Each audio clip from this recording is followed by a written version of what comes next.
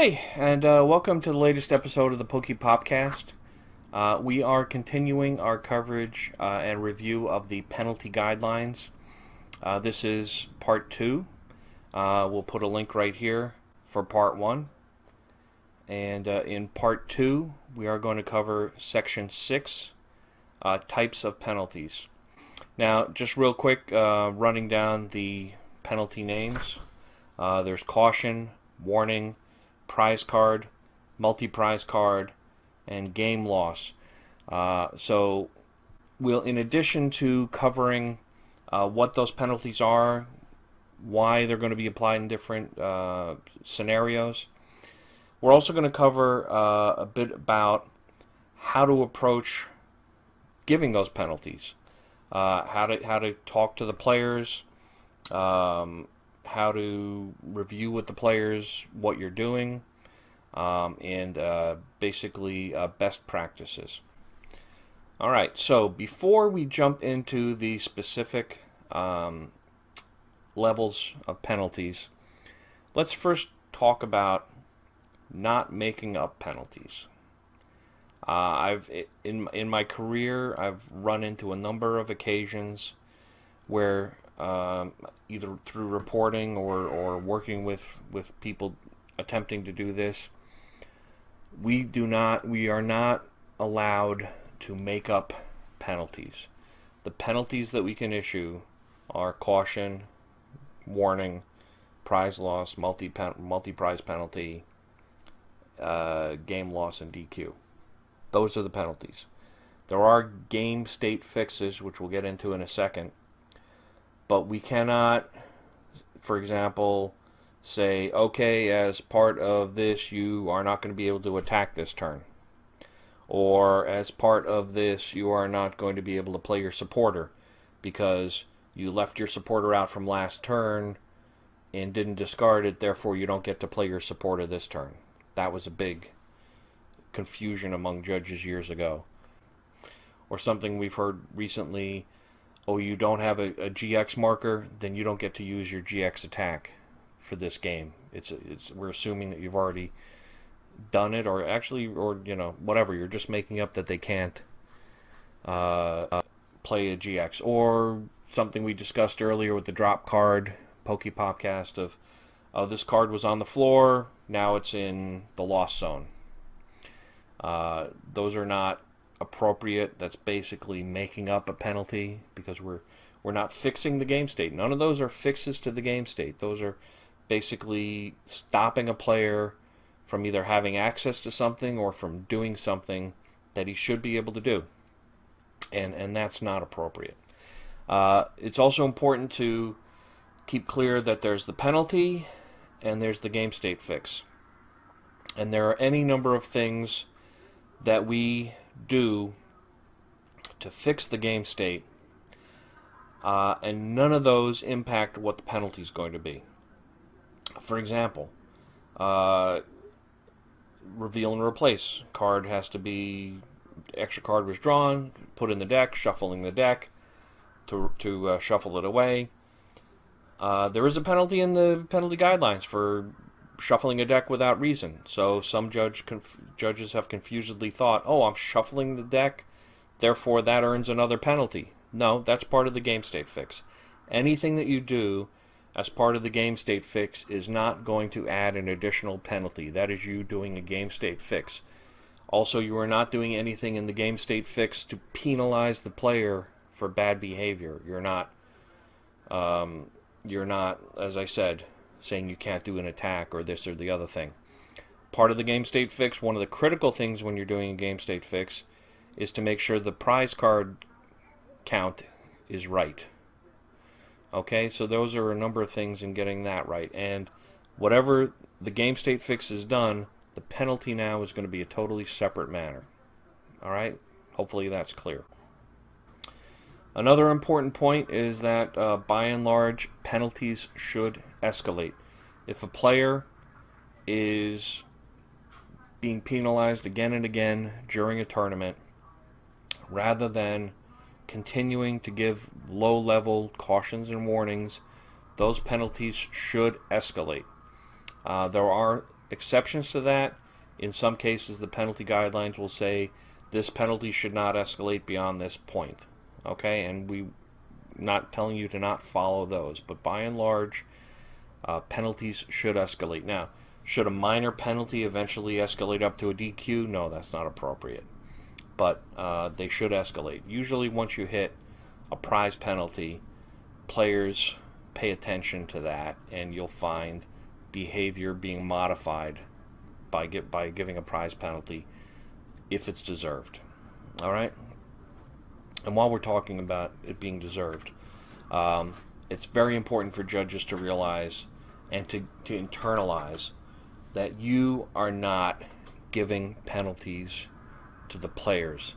The players are earning penalties based on either bad behavior or just mistakes that they're making, and that mistake has to reflect in a penalty. You are not choosing to give a penalty. You are following the guidelines. All right? So there should be no guilt involved in that. You are doing your job. And the player base in general appreciates judges doing their job. They may grouse about it now and again, but if you're doing your job properly and the tournament is running smoothly because you're doing your job properly, the players appreciate that, and they will come back to the tournaments. All right, so let's talk about the different levels of penalties. First off, there's the caution. And caution is the easy, hey, something was done wrong here, we fixed it, don't let it happen again, play on. And that's basically all a caution is. It's recorded during the tournament so that judges can be aware if they need to escalate later on, because you don't want to have to give caution and caution and caution again. That does need to escalate. But it's not even reported to Pokemon at the end of the tournament. The next step up from that warning is very similar to a caution in that it's basically saying, hey, something was done wrong here, we fixed it, don't let it happen again. So it's a little bit stronger. Don't let it happen again. We may be escalating, and let players know when they're getting penalties that it's a caution or a warning this time, but next time it could be escalated up. So let them know that escalations will happen. And the additional thing with a warning is that Pokemon is notified in the file at the end of every tournament. A file is submitted of the penalties from that tournament, and warnings are included in those penalties. Now, most events, low-level events, when you only have one or two judges, those judges are making the decisions on everything. When you get to bigger events, floor judges make the decisions on cautions and warnings. If something is going to rise or potentially could rise to the level of a prize penalty or greater, senior staff is brought in, either the head judge of the division or the second, to confirm that ruling or help make that ruling. You may not have the ability to team judge, but I recommend that if possible, if you can, team judge with either your other judge on site or your phone a friend. Everyone should have a judge mentor that they can call, and get advice on anything that is a serious penalty, because we want to make sure we're doing those correctly. Okay? So the next step up, where it actually is starting to have an impact on the game state, right?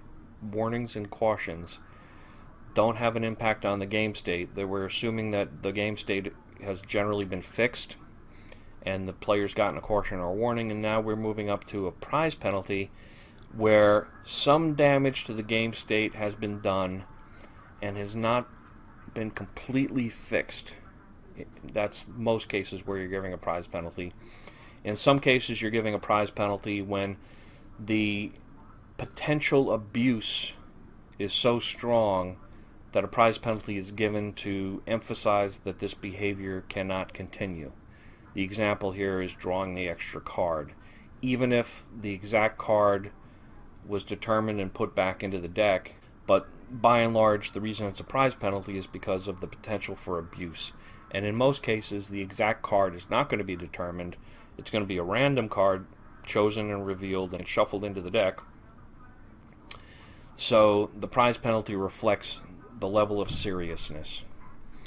All right. The important thing here is, number one, that the game can continue. And the other thing that's important is when you're issuing penalties of prize loss or multi-prize loss, that the opponent be made aware that they can choose not to take the prize. The reason that's important is in the current metagame, there are a number of cards such as Counter Catcher, Counter Energy, some other cards that can take advantage of the fact that a prize has been lost, that the player now is behind on prizes, so they can do things to take advantage of that. And so the opponent needs to be aware that they do not have to allow that advantage just because their player's getting a penalty. If the opponent declines to take the prize penalty, the prize advantage, the penalty is still recorded. Okay, so the penalty still happened. It's just that the opponent is not taking advantage of it by taking that prize. All right, so that's important. Always say to the opponent, when you're going through, this is what the penalty is. It's a prize penalty. You may take a prize if you wish. You do not have to. Leave it at that. If you always say that, then that's not coaching. You don't want to only say it in a case where you've looked at the opponent's hand and you've seen that they have a counter catcher in their hand. If you always say it, then you're not coaching. Okay? We're going to actually skip multi-prize penalty for a second, and I'll get back to why in a moment and jump to game loss. So the next penalty is game loss, which is applied when the damage to the game state is so severe that it is inappropriate for that game to continue. Examples of that are the hand has been shuffled into the deck. Many prizes have been taken that shouldn't have been taken. Many Pokemon are no longer in play that should be in play because they were knocked out incorrectly. And basically the game state is in just such a shambles that you can't bring it back to anything resembling what it should look like. In that case, game loss is the appropriate penalty. The game just can't continue. Now, Pokemon's penalties originally came from other games that mainly had match play, and Pokemon mainly only had single game play. So in a game that has match play, a game loss is not equivalent to a match loss, right? Because the opponent, the player, if the player gets a game loss, they still have the availability to win the next two games and take the match. But in Pokemon, where in a lot of low-level tournaments and back when these guidelines were first came up with, all of the match play was single-game match play. A game loss was effectively a match loss. So Pokemon introduced the intermediate penalty of multi-prize penalty. And the important thing, if you'll notice with that, when you look through the penalty guidelines, there's not really any penalties that say this is the recommended penalty, multi-prize penalty. It's there mainly to allow the judge to escalate from a prize penalty without going all the way to a game loss, which, again, in a single game tournament is equivalent to a match loss. So that's why that was created. And again, if you are issuing, so if you determined I've brought the game state back to a point where it's good, but there's real significant damage to it that I just couldn't correct all of this damage. But okay, there's enough here that they can continue play and it still be meaningful. In that case, you're issuing a multi-prize penalty. Now, the important thing, not only with issuing in a multi-prize penalty, but in a prize penalty or any penalties, is you should not be looking at the current game state when you're making that determination. The opponent may only have 2 prizes left, and so by your issuing a multi-prize penalty, you may in effect be giving them the game, because of that, but you can't let that enter into your determination of what the penalty is. Your determination of what the penalty is should be strictly based on damage to the game state. Whether it gives them the game or not, that's secondary, and should not enter into your calculations, into your determination. All right, so the final type of penalty is the disqualification. Disqualifications should be taken very seriously. You should always, whether you're the only judge or not, or there's two judges there, you're not part of a larger team. If you're part of a larger team, you definitely need to be bringing this up to head judges. And in any event, tournament organizers should be brought in on this discussion as well. Disqualification is such a major penalty. It has a huge impact, potentially not only on that player, but on the player base, whether you choose to do the disqualification or not do the disqualification. So you really need to work as a team in determining if the disqualification is the appropriate choice. And it's not a matter of popularity contests or, gee, I don't want to lose this player because he spends a lot of money at the store. That's not how you should be making that determination, but it should be based on, is it the right thing to do based on the impact to the tournament, the behavior or cheating or whatever was done that could lead to a disqualification. You basically want to get together as a team to determine if that is in fact what happened, and if that is to the level that deserves a disqualification, and if it does, you should pull that trigger. What you should not be allowing to enter into that determination is, gee, I really like this person, or gee, they helped out little Bobby build his deck. People can do good things and people can do bad things. You're issuing a disqualification based on the instance of the bad thing that was done. That doesn't mean that they didn't do good things elsewhere or other times. If they earned a disqualification, you should be issuing it. But like I said, you should be certain that that's the right thing to do, because disqualifications can have wide-ranging impacts. Pokemon could ban the player from organized play based on a disqualification. So we'll probably do a more in-depth podcast just on disqualifications at some point, but do take that very seriously. Now, let's talk a bit about how you're going in there to make these determinations, how you're going to be talking with the players about the penalties that are going to be issued. It's very important to get both players' feedback on what happened. Get both players' sides. It's very common to jump the gun, hear one player's side, and then form the opinion, and then not really listen, kind of half listen, but more talk to the other player. And a lot of times it's, this player called me over, I'm going to hear what they have to say, and then we're going to deal with that player. That's not the way to approach this. Both players have equal stakes in this, whether one called you over, the other one called you over. Make sure you get both players' input and listen and repeat back to make sure they see that you understand what they're telling you. And I'm going to add this extra bit here too. Listen to girls.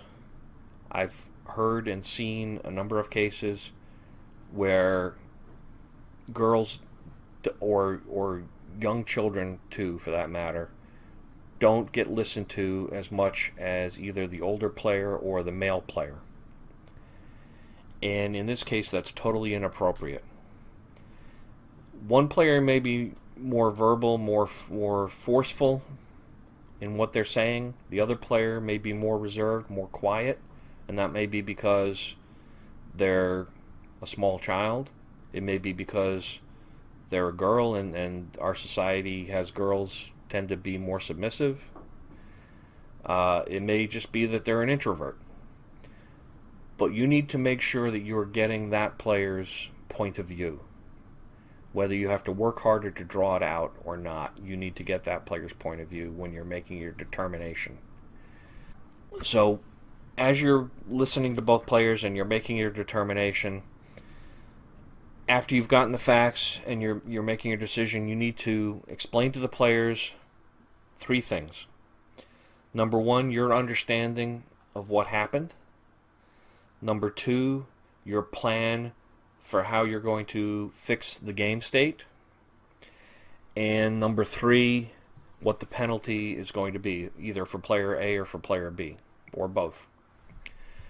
And you need to make sure that you're getting confirmation from both players that they understand what's going on and what you will be doing. Don't do anything until you're sure that both players understand, because in explaining this, you may suddenly find out that, oh, you misunderstood something, and if you've now done something, shuffled cards away, now you've made a bigger mess. As you're explaining this to the players, they're either agreeing with you or acknowledging. You're not really asking for agreement, you're asking for acknowledgement. And that gets us to the next point, that you want to make sure the player knows that they have the option to appeal to the head judge. This is a best practice. Some judges feel it is the player's responsibility to know that they can ask for an appeal. I will say that it is a best practice to make sure the player knows and that they have that option, and even to offer the appeal. In most cases, if it's a clear-cut situation and the player understands that the appeal's not going to go anywhere, they're not going to appeal. But if you have a disgruntled player that didn't realize that they could have appealed or felt that they were shut down in an appeal, that can cause long-term damage. So you want to do the best practice, make sure the player understands that they can appeal, and it's not a problem if they appeal. And if the head judge comes over, in most cases they're going to back up your decision as long as you're acting within guidelines. If on the other hand, as part of the appeal process, the judge determines that there were some facts that weren't taken into account that should have been taken into account, and so that's going to adjust what happens, so be it. Don't take it personally. The important thing is that the players get the best experience that they deserve, and it's not about your ego. Your ego, leave at the door. It doesn't matter if the head judge comes and makes a change to the ruling based on the player's appeal. That's actually a good thing, because that means that the right thing was done. And our goal is to have the right thing done for the player, not to have our egos stroked, that we're always right. Okay? So I think that covers a good bit for this section. In summary, penalties will reflect the damage to the game state. Talk to the players. Make sure you understand what they're telling you. Make sure they understand what you're telling them. And make sure that they know that they can appeal. All right. We'll see you at the next PokePopCast. Take care.